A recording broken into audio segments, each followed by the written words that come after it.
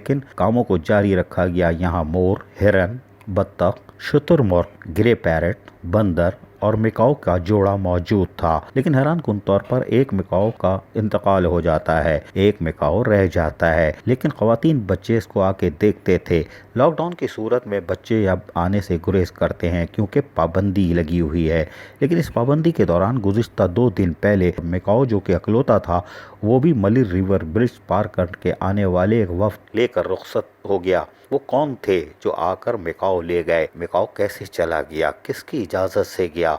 लेकिन हैरानकुन बात यह है कि क्या मोर उतनी तादाद में मौजूद हैं? क्या ग्रे पैरट उतनी तादाद में मौजूद हैं? शुतुरमुर्ग है या दीगर चरिंद परिंद का क्या हाल है? कौन जवाब देगा? कौन जवाब लेगा? ये यकीनन जानवरों के साथ दहशत गर्दी है। लॉकडाउन की सूरत में जहाँ पार्कों की तज़ीन और आराइश के मौके में असर आए थे, वहीं पार्कों को अब उजाड़ा जा रहा है। ये तहकीकाती इदारों को देखना होगा कि ये रियासत मुत्तहिदा बल्दिया हाई कोरंगी में क्या हो रहा है। लेकिन अभी हम आपको मजीद कहानी सुनाएंगे। अभी 2-3 दहशतगर्द और हैं जिनसे जानवर खौफज़दा हैं, करोड़ों रुपए कमा चुके हैं।